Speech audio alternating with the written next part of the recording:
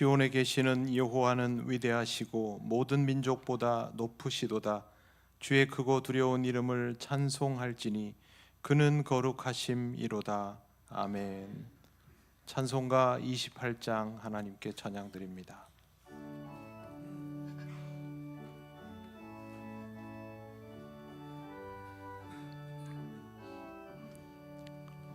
복의 근원 강림하사 찬송하게 하소서. 한량없이 자비하심 측량할 길 없도다. 천사들의 찬송가를 내게 가르치소서. 구속하신 그 사랑을 항상 찬송합니다. 주의 크신 도움 받아 이때까지 왔으니 이와 같이 천국에도 이르기를 바라네. 하나님의 품을 떠나 죄에 빠진 우리를 예수 구원하시려고 보혈을 여주셨네. 주의 귀한 은혜 받고 일생 빚진 자 되네. 주의 은혜 사슬 되사 나를 주께 매소서. 우리 마음은 연약하여 범죄하기 쉬우니 하나님이 받으시고 천국인을 치소서.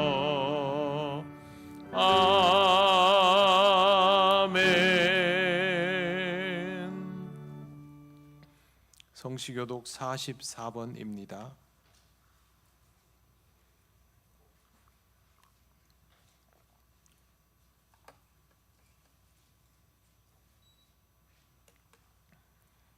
온 땅이여 여호와께 즐거운 찬송을 부를지어다.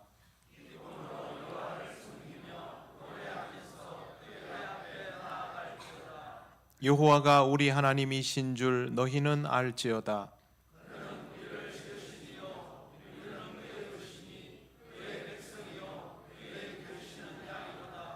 감사함으로 그의 문에 들어가며 찬송함으로 그의 궁정에 들어가서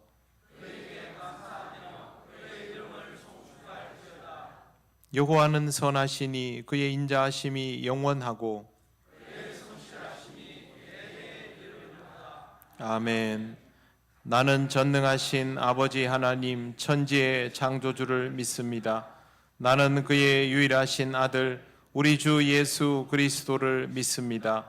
그는 성령으로 잉태되어 동정녀 마리아에게서 나시고 본디오 빌라도에게 고난을 받아 십자가에 못 박혀 죽으시고 장사된 지 사흘 만에 죽은 자 가운데서 다시 살아나셨으며 하늘에 오르시어 전능하신 아버지 하나님 우편에 앉아 계시다가 거기로부터 살아있는 자와 죽은 자를 심판하러 오십니다.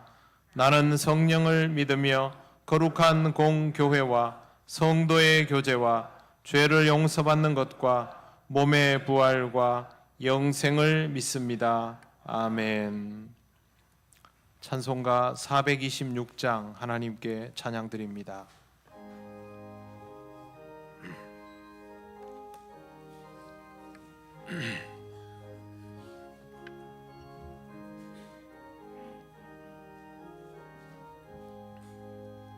이 죄인을 완전케 하시옵고 내 맘속에 영원히 거하소서.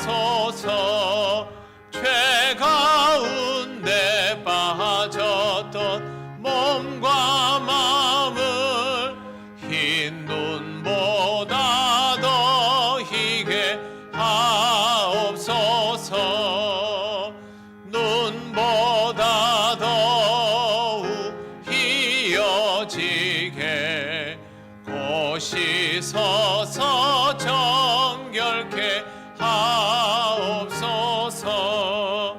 저 보좌에 앉으신 주 예수여, 이 몸 주께 드리니 받으소서. 내 마음과 지식도 드리오니 흰 눈보다 더 희게 하옵소서. 눈보다 더욱 희어지게 곳이 서서 정결케 하옵소서. 그 상하신 발 아래 엎드려서 날 깨끗게 하시기 원합니다. 날 정결케 하는 피 믿사오니 흰 눈보다 더 희게 하옵소서. 눈보다 더욱 희어지게 곳이 서서 정결케 하옵소서.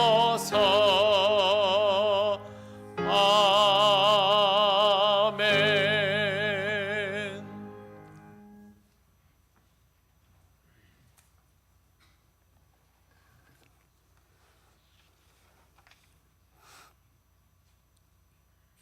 언제나 우리를 사랑스러운 눈길로 바라보시고 선한 길로 인도하시는 거룩하신 하나님 아버지, 부족하고 연약한 우리들을 이 시간 불러주셔서 주님 전에 나와 찬양하며 예배할 수 있도록 인도하여 주시니 감사와 영광을 올려드립니다.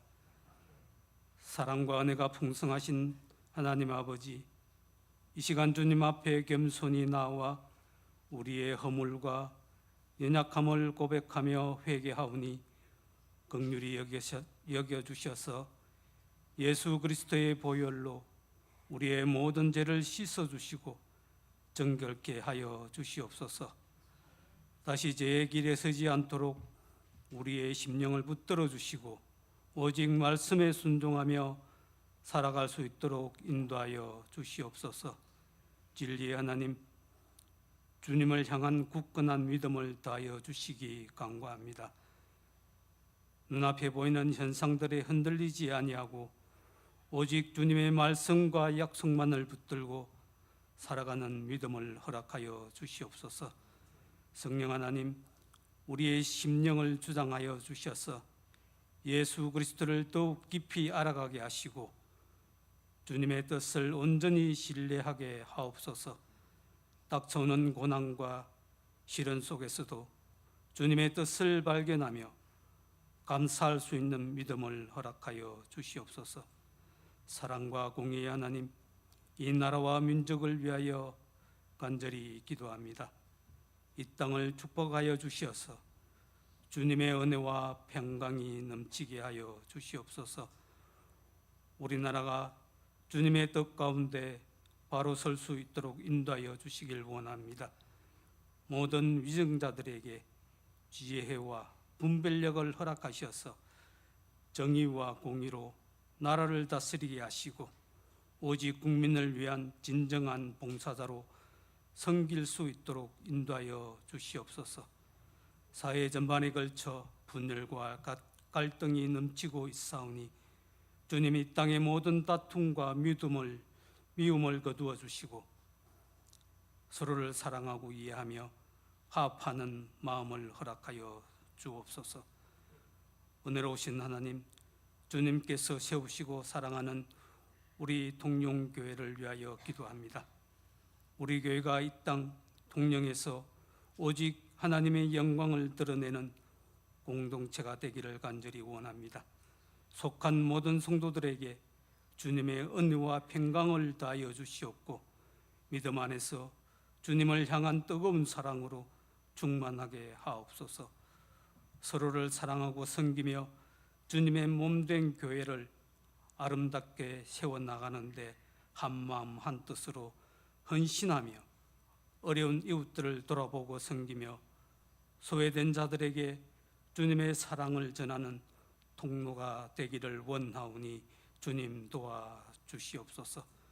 복음을 전하는 사명에 충실하여 잃어버린 영혼들이 주님께로 돌아오는 역사가 끊이지 않게 하옵소서.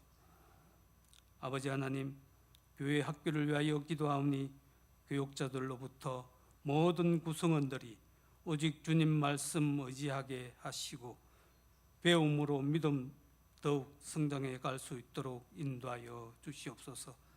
아동부와 청소년부의 여름 성경학교와 수련회가 하나님 은혜로 마칠 수 있도록 인도하여 주셔서 감사합니다. 헌신한 모든 이들에게 우리 하나님께서 은혜를 다하여 주시고 교회 학교가 더욱 믿음으로 부흥할 수 있도록 성령 하나님 도와주시옵소서. 이번 주말에 있을 청년부 수련회 위에도 함께하여 주셔서 은혜가 넘치는 수련회 되도록 인도하여 주시길 원합니다. 또 특별히 간과없기는 이번 주 토요일부터 다음 주 수요일까지 있을 필리핀 단기 선교 모든 일정 가운데 주님께서 함께하여 주셔서 안전하고 은혜가 넘치는 시간들이 될 수 있도록 인도하여 주시고 도와주시옵소서. 위로의 하나님, 연일 이어지고 있는 무더위 속에서 우리 모든 성도들의 건강을 지켜주시옵고 치유와 회복이 필요한 모든 이들에게 주님의 위로와 능력이 임하여 주시고 모든 상처와 아픔이 그리스도 안에서 온전히 회복되게 하옵소서. 이제 말씀으로 나아갑니다. 말씀을 전할 담임 목사님 성령 충만함으로 채워주시고 영육간의 강건함을 허락하여 주시옵소서. 선포되는 말씀마다 주님의 능력이 나타나게 하시고 선포되는 말씀으로 모든 성도들이 한 주간 살아갈 수 있도록 인도하여 주시길 원합니다.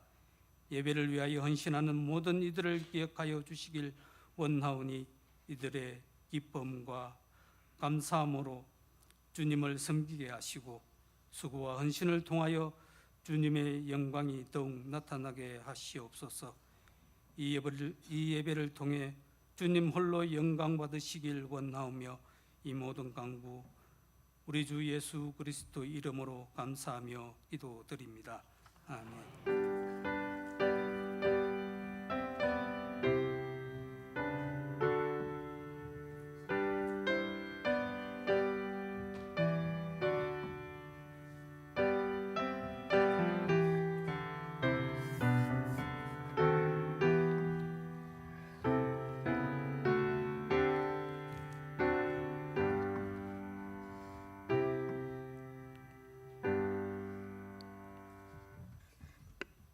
하나님께서 우리에게 주시는 말씀 요한복음 1장 14절입니다.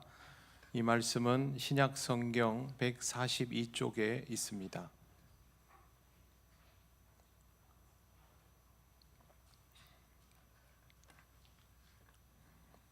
요한복음 1장 14절 말씀을 봉독합니다.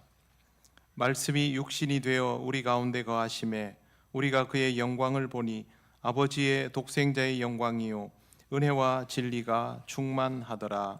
아멘. 기도드리겠습니다. 하나님 감사합니다. 오늘도 하나님께서 주신 말씀을 전하고 듣습니다. 전하는 부족한 종을 붙드시고 오직 영으로 인도하여 주셔서 이 말씀의 의미를 온전히 전하게 하시고 함께 듣고 깨닫는 은혜의 시간이 되게 하옵소서. 예수님 이름으로 기도드립니다. 아멘. 네, 오늘 말씀은 우리가 많이 익히고 외우고 있는 성경 구절입니다. 말씀이 우리 가운데 거하심에 우리가 그의 영광을 보니 아버지의 독생자의 영광이요 은혜와 진리가 충만하더라. 그렇게 기록되어 있습니다. 여러분, 이 말씀을 들을 때 어떤 생각이 드십니까? 참 좋은 말씀이구나. 하나님께서 우리를 구원하시려고 독생자를 보내주셨으니 너무도 감사한 일이다. 참 좋은 말씀이고 너무도 감사한 일도 맞습니다. 우리는 이 사건의 직접적인 수혜자입니다. 말할 수 없이 귀한 것을 받았습니다. 그래서 지금 우리의 삶은 어떻습니까? 이 말씀에 기록된 내용이 지금 여러분 각자의 인생에 유효하십니까? 성경에 기록된 내용이 여러분의 삶 속에서 구체적으로 구현되고 있습니까? 말씀이 우리 가운데 거하시는 사건은 우리가 기념할 만한 사건, 찬미할 만한 사건이 아닙니다. 경험되어야 할 사건입니다. 축구 선수가 되고 싶지만 축구화가 없는 어린이에게 가정입니다. 손흥민 선수가 축구화를 사주었습니다. 그러면 그 아이는 그걸 벽에 걸어놓고 기념할 것이 아니라 그 축구화를 신고 열심히 공을 차서 좋은 축구 선수가 되는 것이 현명한 행동입니다. 그냥 축구화만 벽에 걸어놓고 매일 보면서 감탄하고 닦아대기만 하면 그 아이는 축구 선수는 될 수 없을 것입니다. 그냥 손흥민 선수의 팬이겠죠. 우리는 예수 그리스도 팬클럽 회원이 아닙니다. 그렇기 때문에 이 성경 구절을 강 건너 불구경하듯이 아니면 어떤 무리 속에 묻어가듯이 읽어서는 안 됩니다. 말씀이 우리 가운데 거하시니 라고 해놓으니까 우리라는 이 무더기 속에 그냥 묻어가려고 하는데 이렇게 적용해서 읽어보겠습니다. 우리가 그 영광을 보니 우리 가운데 거하시니가 아니라 내가로 바꾸어서 제가 읽겠습니다. 우리 안에 나도 포함되어 있지 않습니까? 말씀이 육신이 되어 나에게 거하심에 내가 그 영광을 보니 아버지의 독생자의 영광이요 은혜와 진리가 충만하더라. 아멘. 말씀이 육신이 되어를 성육신이라고 표현합니다. 성육신 사건은 지구에 눈이 내리듯 하는 사건이 아니라 한 사람 한 사람의 인생에 그리스도께서 착륙하는 사건입니다. 그러니 말씀이 육신이 되어 내 안에 거하시는 것이 먼저 이루어져야 신앙의 삶이 시작됩니다.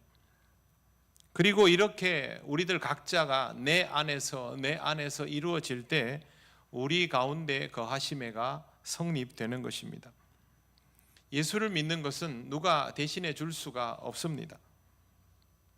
제 부모님이 매일 눈물로 기도하여도 또 저의 부모님이 주님의 몸된 교회를 위하여 한없는 헌신을 했다고 할지라도 내가 그리스도를 인격적으로 만나 내 안에 착륙하시는 것을 받아들이지 못하면 소용없는 일입니다. 이것을 받아들일 때 나에게 아버지의 독생자의 영광, 즉 그리스도의 영광이 보이게 됩니다. 본문에 나오는 그리스도의 영광은 눈에 보이는 휘황찬란한 광채가 아니라 하나님의 본질적인 성품이 우리에게 경험된다는 뜻입니다. 정말로 나에게 오셨구나. 정말로 나를 감싸고 움직이시는구나. 내 의지가 아닌 것에 내가 압도당하는 상황이 시작되었구나. 이렇게 경험되는 것입니다. 그래서 우리는 하나님의 성품에 의하여 압도당하는 것이 무슨 의미인지 깊이 생각할 필요가 있습니다. 자꾸 신앙생활을 나에게 익숙한 감각과 경험으로 제한하고 싶은 충동을 느낄 때가 있습니다. 그렇게 제한하려고 하면 안 됩니다. 그러면 항상 나에게 익숙한 것, 내가 잘 할 수 있는 것으로만 하려고 하고 그만큼 나는 제한적인 신앙생활을 할 수밖에 없습니다. 그때 영적 정체기가 오고 지난 시간에 말씀드린 것처럼 정체기가 길어지면 퇴행이 오게 되어 있습니다. 그러니 우리가 알고 있는 해석, 우리가 해온 정의보다 더 강력한 영적인 경험이 여러분에게 인격적으로 직접 있으면 좋겠습니다. 그리스도의 성품에 내 성품이 압도당하는 것입니다. 예를 들기 어렵지만 맛으로 한번 예를 들어보겠습니다. 냉면. 제가 냉면을 좋아합니다. 냉면 사달라는 말은 아니고요. 사실 자주 먹으러 가지도 않습니다. 제가 통영에서 오래 살면서도 냉면을 자주 먹지 않은 이유는 그 오리지널리티가 살아있는 냉면이 잘 없어서 그렇습니다. 냉면이라고 하면 그 냉면 특유의 그게 있는데요. 통영에 있는 식당들이 맛이 없는 건 아니고 대부분 퓨전입니다. 뭔가 좀 섞여 있는 듯한 그런 맛들이 있어서 조금 아쉬움이 있습니다. 다른 음식은 정말 대한민국 어디 내놓아도 나무랄 데가 없는데요. 냉면은 그렇습니다. 그 정석적인 냉면은 차가워서 시원한 게 아니라 음식 자체가 시원함을 가지고 있습니다. 담백하고 자극적이지 않습니다. 슴슴함에서 풍겨 나오는 풍미가 있습니다. 그래서 먹을 때는 뭔가 좀 밍밍한 느낌이 나기도 하는데 먹고 나서 집에 오면 하루 이틀 지나면 또 먹으러 가고 싶은 그런 느낌입니다. 이해가 잘 되십니까? 잘 안 되시지 않습니까? 네. 정말 냉면 맛처럼 설명하기 어려운 게 없습니다. 제가 이렇게 열심히 나름대로의 방식으로 표현을 해도 이해가 쉽지 않습니다. 제일 좋은 방법은 직접 먹어보는 것이죠. 성육신 사건에 대한 설명은 사실 이것보다 훨씬 더 어렵습니다.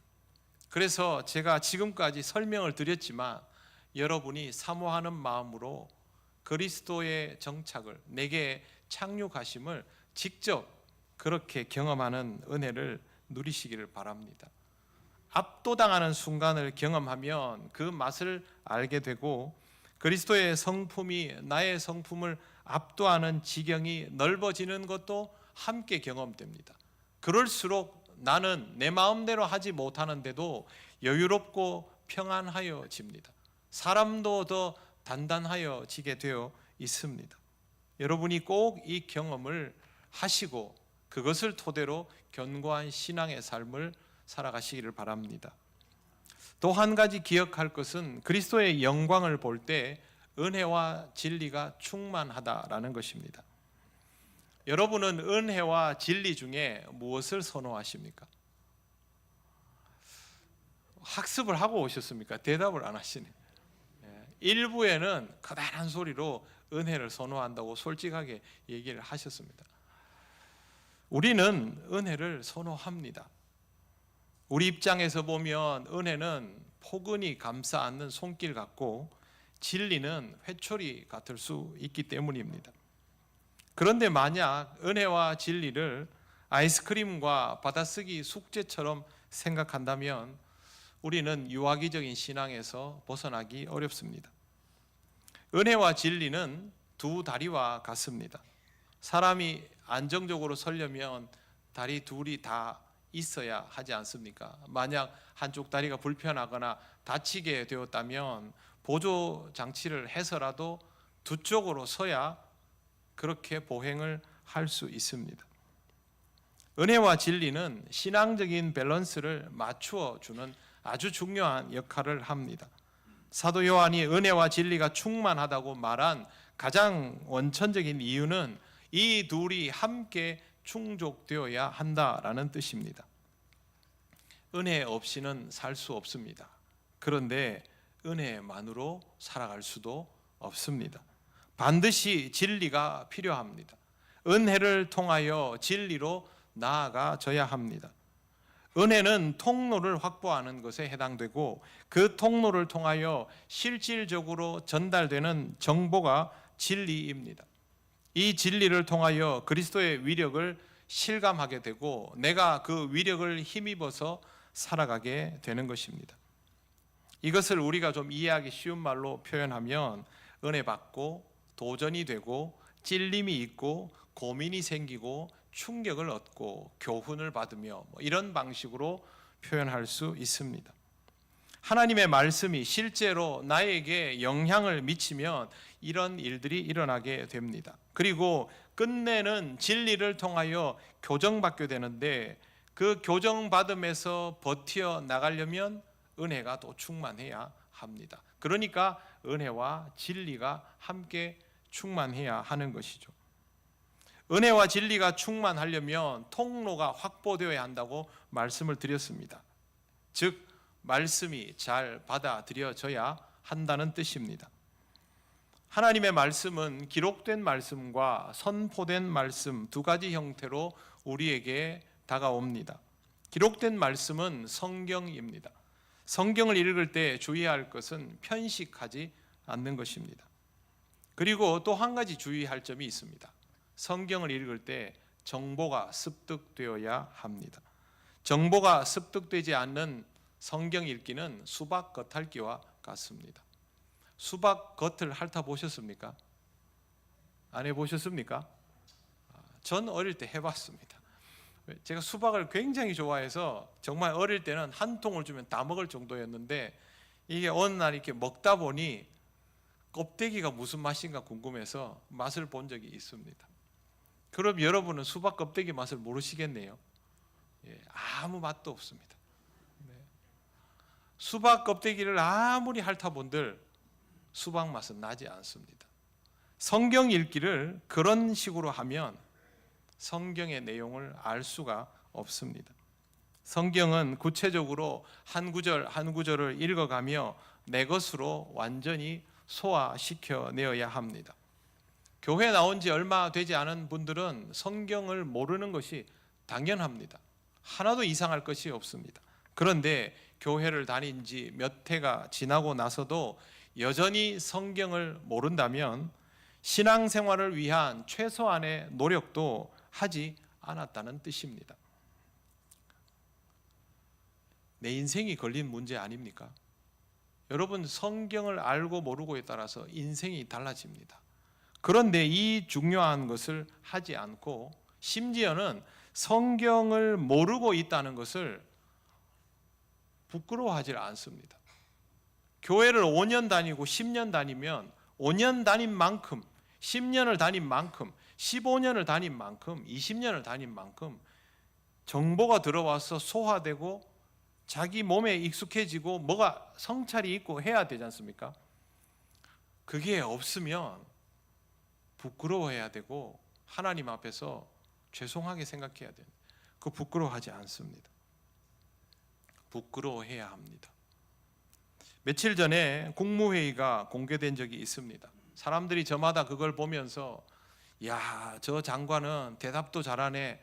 자기 관련 분야를 전부 다 알고 있네. 그런데 또 어떤 장관은 대답을 하나도 못하고 계속 엉뚱한 소리하고 얼버무립니다. 저 사람은 저 자리에 앉아 있으면 안 되는 거 아닌가? 사람들이 그렇게 말합니다. 우리가 성경을 모르면 그 사람과 비슷해집니다. 성경 말씀은 몰라도 되는 것이 아닙니다. 어떻게든 알아내야 합니다. 성경을 읽는 이유는 그 읽는 행위가 고결하기 때문이 아니라 내용을 알기 위해서입니다.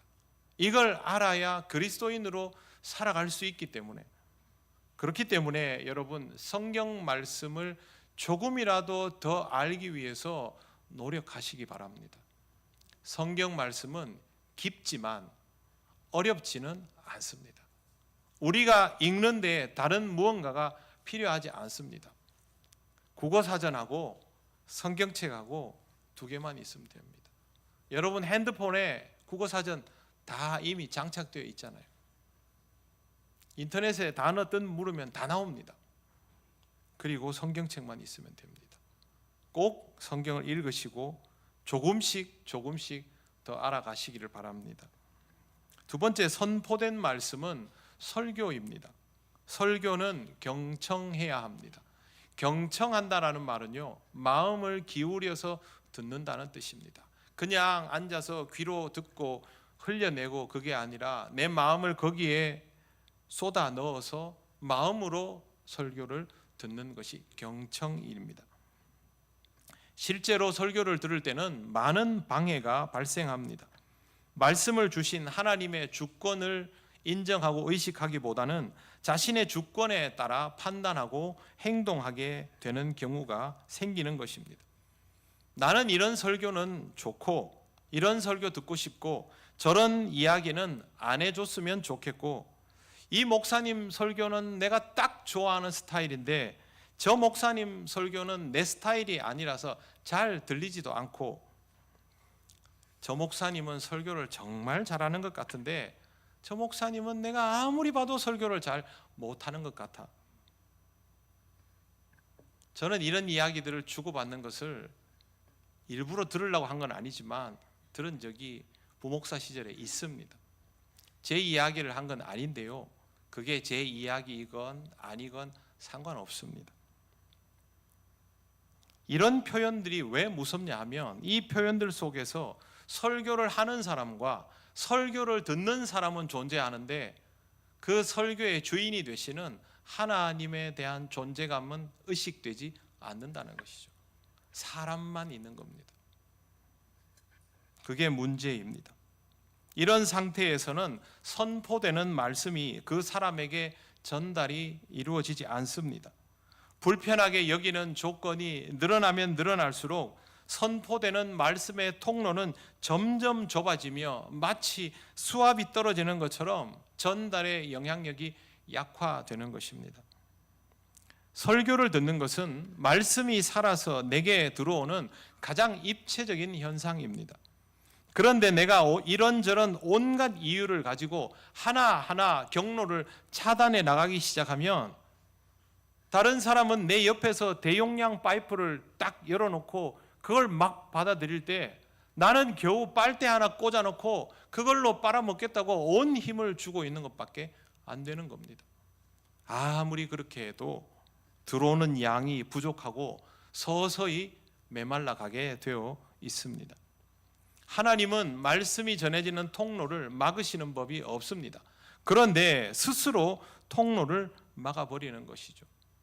설교자가 설교를 너무 못하니까 그렇지 않습니까? 그렇게 생각하실 수 있습니다. 그런데 여러분의 인생에 회심했던, 하나님 앞에 정말로 회개하고 엎드렸던 그 지점을 한번 딱 돌아보십시오. 그때 여러분 앞에 세상에 둘도 없는 명설교자가 있었습니까? 아니면 그날 그 말씀이 내 뇌리에 꽂혔습니까? 후자이죠. 명설교자 때문에 그렇게 되지 않습니다. 그 말씀이 하나님의 말씀이라고 받아들여지는 순간부터 그렇게 들리고 깨달아지고 받아들여지는 것이죠. 설교자는 통로입니다. 그 통로는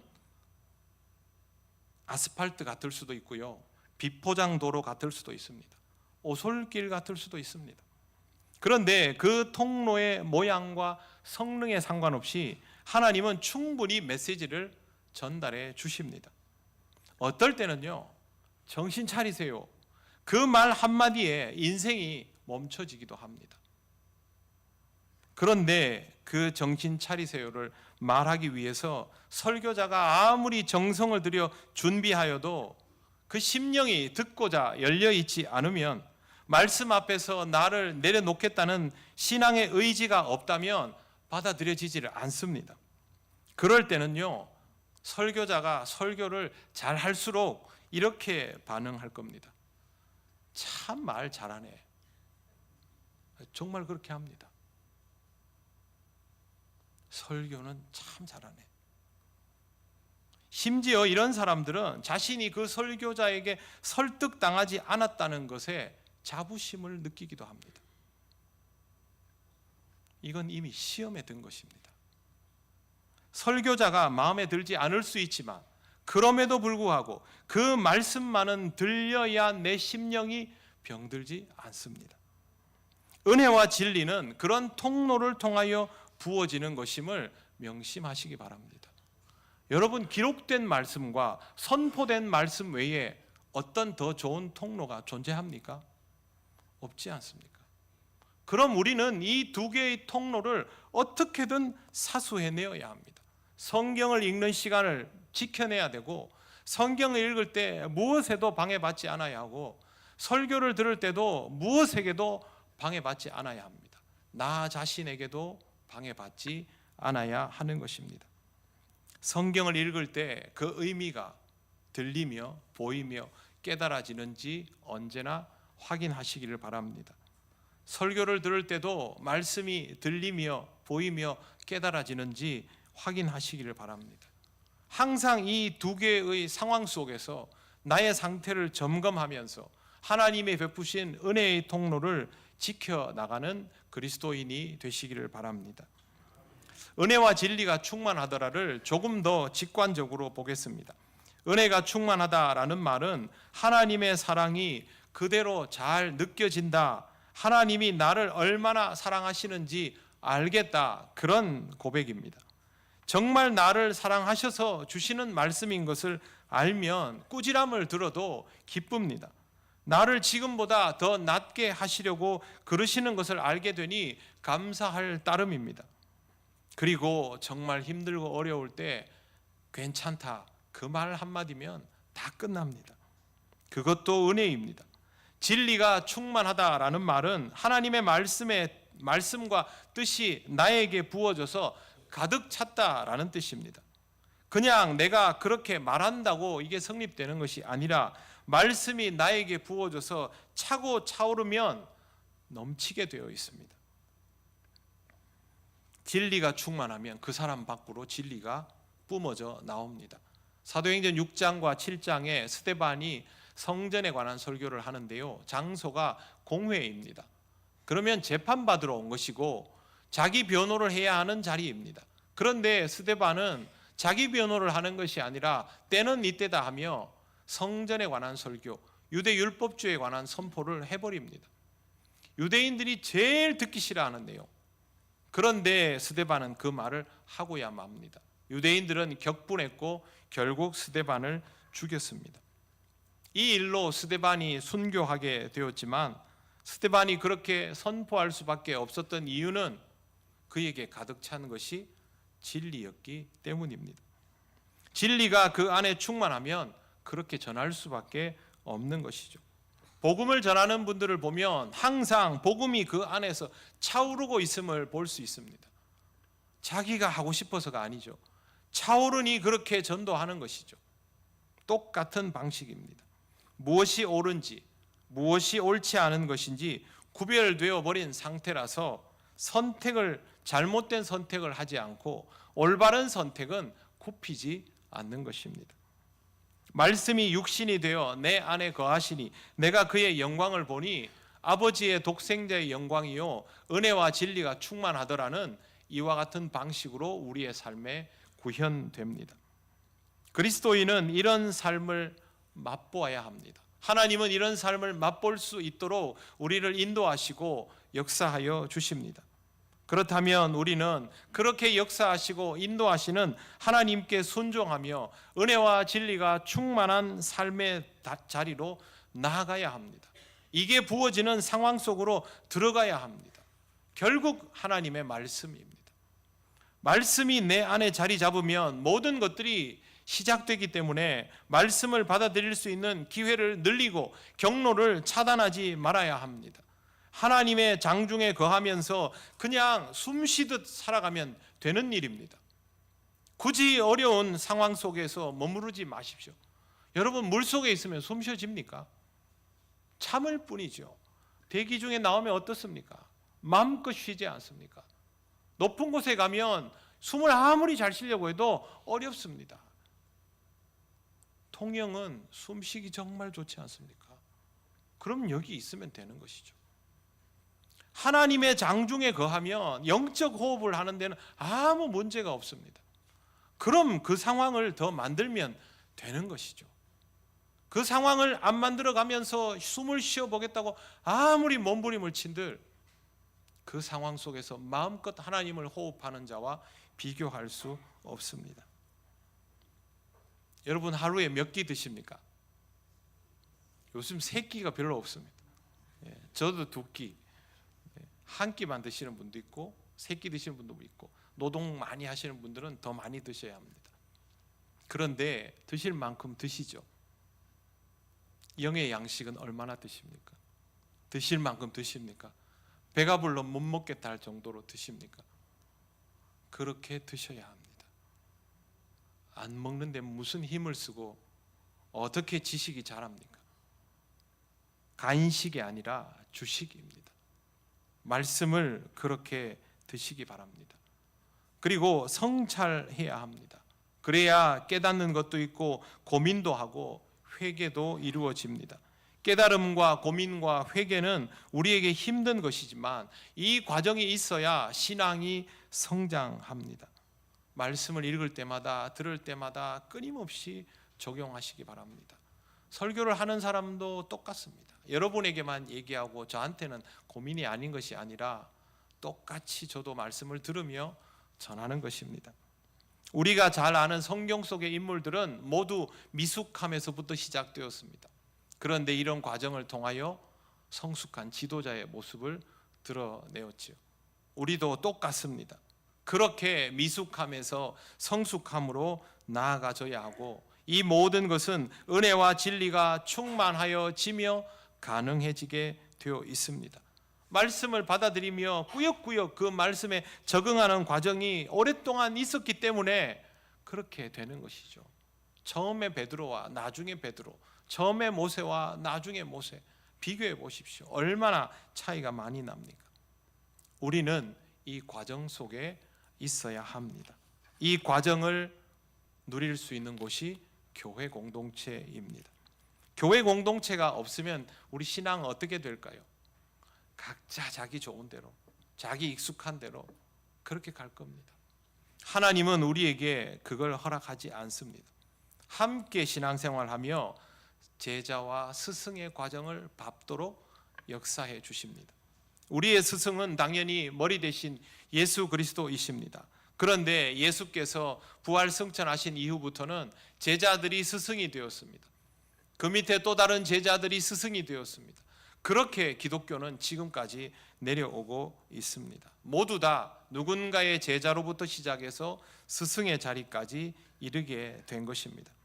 말씀이 육신이 되어 우리 가운데 거하시는 것은 환상적이고 드라마틱한 장면이나 신학적인 수사가 아니라 우리들 한 사람 한 사람의 인생에 예수님이 구체적으로 자리하게 되시는 과정입니다. 그 출발이 제자입니다. 그리고 무르익으면 누군가의 스승이 되어야 합니다. 제자가 되려 하지도 않으면서 하나님의 은혜를 갈망한다라고 말하는 것은 하나님 앞에 욕심내고 기만하는 것입니다.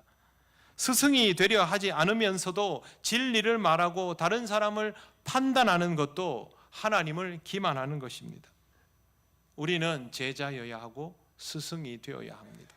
그러므로 사랑하는 성도 여러분, 다시 제자가 되시기를 바랍니다. 제자의 길을 잘 가고 있다면 흔들림 없이 그 길을 가십시오. 그런데 나의 제자됨이 부족하면 다시 제자가 되시기를 바랍니다. 그 제자의 길을 충실히 감당해 나갈 때에 어느 날 누군가의 스승이 되어 있는 여러분 자신을 발견하게 될 것입니다. 은혜와 진리가 충만하다면 내가 누군가를 가르치려 하지 않아도 이미 스승이 되어 있을 것입니다. 하나님께서 나를 그렇게 세워가시고 있음을 여러분의 일상 속에서 확인하며 좋은 제자로서 누군가에게 스승이 되어줄 사람으로서 그렇게 성숙한 그리스도인이 되어가시기를 바랍니다. 기도드리겠습니다. 하나님 감사합니다.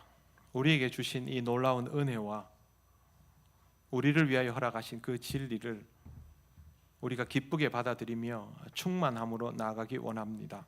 성령께서 우리를 인도하여 주셔서 우리가 감당해야 될 것들을 감당하며 그리스도인다운 삶을 살게 하옵소서. 예수님 이름으로 기도드립니다. 아멘. 찬송가 39장 찬양하시며 봉헌하시겠습니다.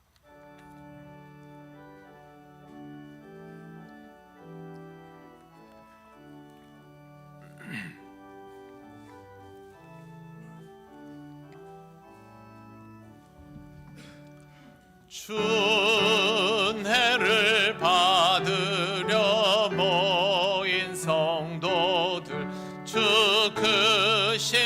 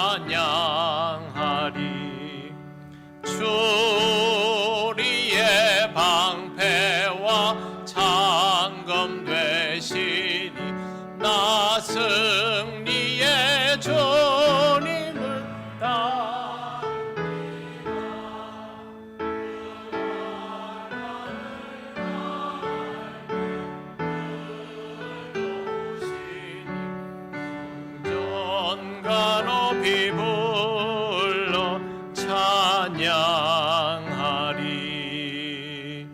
아멘.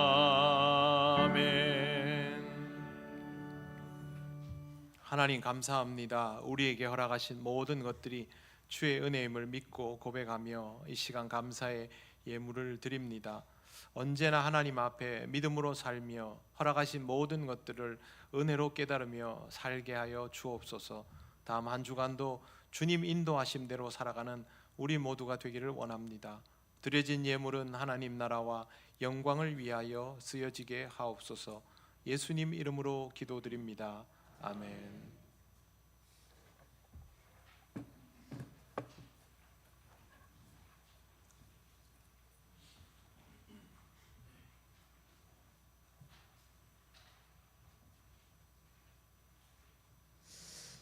교회 소식 전하겠습니다. 예배에 나오신 모든 분을 환영합니다. 처음 오신 분은 새가족부의 안내를 받으시기 바랍니다. 예배, 오늘은 이단 경계주일입니다. 거짓된 이단에 미혹되지 않도록 진리의 말씀 안에 굳게 서시기 바랍니다. 안내, 첫 번째, 교회학교 여름 행사 일정이 나와 있습니다. 아동부와 청소년부 여름 성경학교와 수련회가 은혜 가운데 마무리되었습니다. 기도와 찬조로 함께해 주신 분들께 감사드립니다. 청년부는 8월 9일, 10일 본교회당과 예외 활동이 있습니다. 두 번째, 장학회 주최 필리핀 단기 선교가 아래와 같이 나와 있습니다. 일시는 8월 9일 토요일부터 15일 금요일까지, 장소는 필리핀 앙겔로스 시티 및 클락 시티입니다. 참가자는 김대현 목사님, 김부정 장로님, 허수원 안수 집사님, 유미자 권사님, 김동우, 최아랑, 이동빈, 이성현, 이세드반, 김태별이 되겠습니다. 위하여 기도 부탁드립니다. 이단 특강 안내입니다. 8월 한 달간 매주 수요 기도회 때 있습니다. 주제는 한국 사회와 교회를 위협하는 이단이라는 내용입니다. 많은 참석 부탁드립니다. 연합 구역 예배가 8월 한 달간 매주 금요일 7시 30분 본당에서 드립니다. 제가 간식을 준비한다고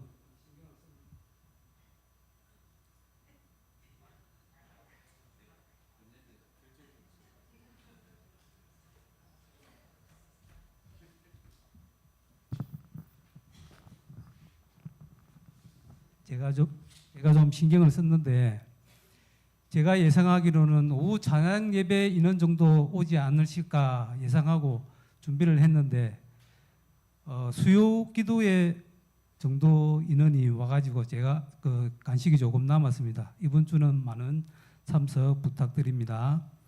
그리고 수요 기도회 기도 순서가 6일 한 명의 집사님입니다. 주부에 없는 안내 세 가지 드리겠습니다. 남성교회 연합회 순회 헌신 예배가 8월 10일 주일 오후 2시 30분 우리 시찰 소속인 영광교회에서 있습니다.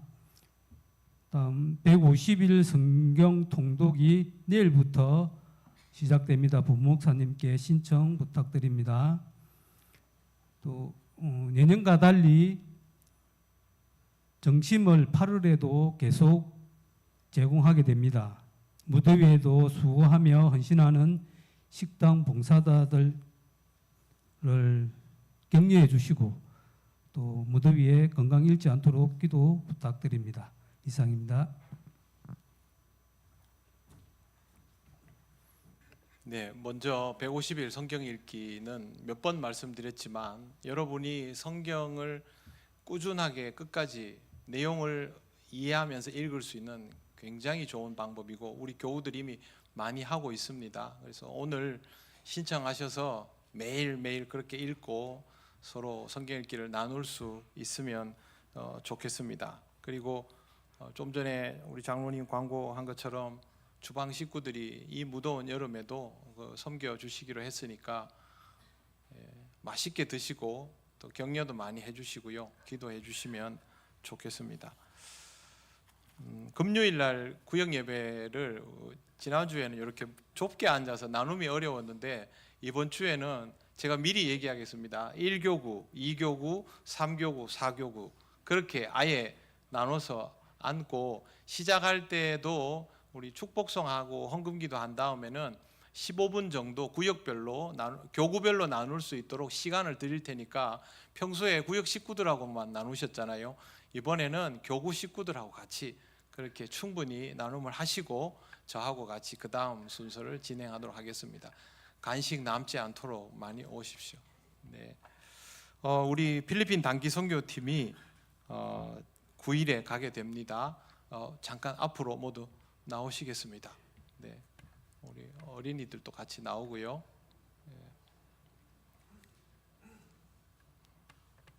늘 이럴 때마다 수고해 주시는 우리 목사님 또 우리 김부종 장로님은 다른 걸로 수고를 많이 해주시고 주방팀에서 봉사하던 우리 유미차 권사님 복장 그대로 나오셨고 네. 허수원 집사님도 항상 이 선교팀 사역에 많이 도움을 주십니다. 제가 나오라고 한 이유는 우리 청소년 아동들이 가게 되는데 여러분 얼굴을 아셔야 되지 않습니까? 그죠? 그래서 뭐 아는 사람은 다 알겠지만 대답을 하세요. 김동우 앞으로 보고 얘기하면 됩니다. 최하랑, 이동빈, 이승현, 뵙습니까? 네, 이스데반, 김태별. 네, 얼굴을 잘 보시고 우리 장로님 또 목사님 또 집사님 권사님 위해서 기도하지만 우리 친구들 위해서도 꼭 기도해 주시길 바랍니다. 이 자리에서는 제가 기도드리겠습니다. 하나님 감사합니다. 하나님께서 허락하시고 인도하여 주시는 대로 필리핀 단기 선교를 다녀오게 되었습니다. 날씨가 무덥고 또 익숙치 않은 일정일 수 있지만 성령께서 인도하여 주셔서 모두가 한 마음이 되어서 주의 복음을 전하고 주의 사랑을 나누는 귀한 은혜의 자리가 될 수 있도록 인도하여 주시옵소서. 우리 사랑하는 청소년들, 어린이들 주님 은혜 가운데 귀한 경험을 하게 하시고 또 이들을 돌보기 위해서 수고하고 애쓰시는 목사님과 장로님 또 권사님과 집사님 모두에게 영과 육의 강건함을 주셔서 이 사명을 기쁘게 감당하는 한 주간이 될 수 있도록 인도하여 주옵소서. 우리 교회 선교팀을 맞이하는 그곳의 선교사님과 또 그곳 현지의 교회들 또 그리스도인들 모두 주님 은혜 가운데에서 귀한 사랑을 나누게 하여 주시옵소서. 모든 일정을 주님께 맡겨오며 예수님 이름으로 기도드립니다. 아멘. 힘찬 박수로 격려를 하시겠습니다. 네, 이제 들어가시면 되겠습니다. 여러분 정말 매일매일 기도해 주시면 좋겠습니다. 이제 일어나셔서 예배드린 교우들과 서로 인사하시겠습니다. 오늘 처음 오신 분들, 여행 오신 분들과도 같이 인사하시겠습니다.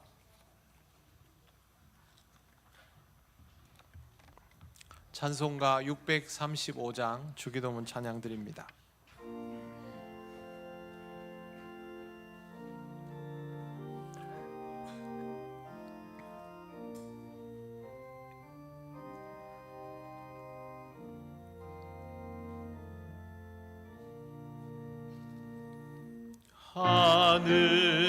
하늘에 계신 아버지 이름 거룩하사 주님 나라 임하시고 뜻이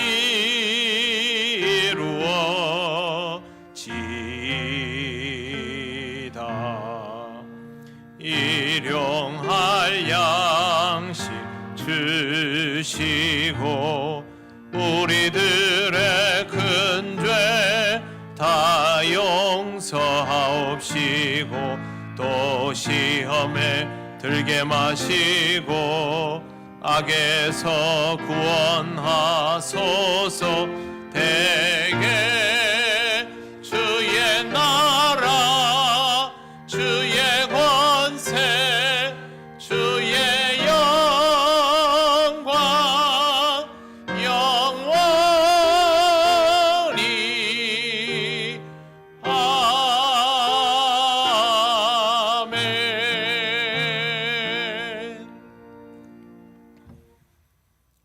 우리 주 예수 그리스도의 크신 은혜와 하나님 아버지의 놀라우신 사랑과 성령님의 교통하시고 인도하여 주심이 은혜와 진리가 충만한 제자의 삶을 살아가기를 원하는 이 시간 예배하는 권속들 위에 영원토록 함께 하시기를 간절히 축원하옵나이다.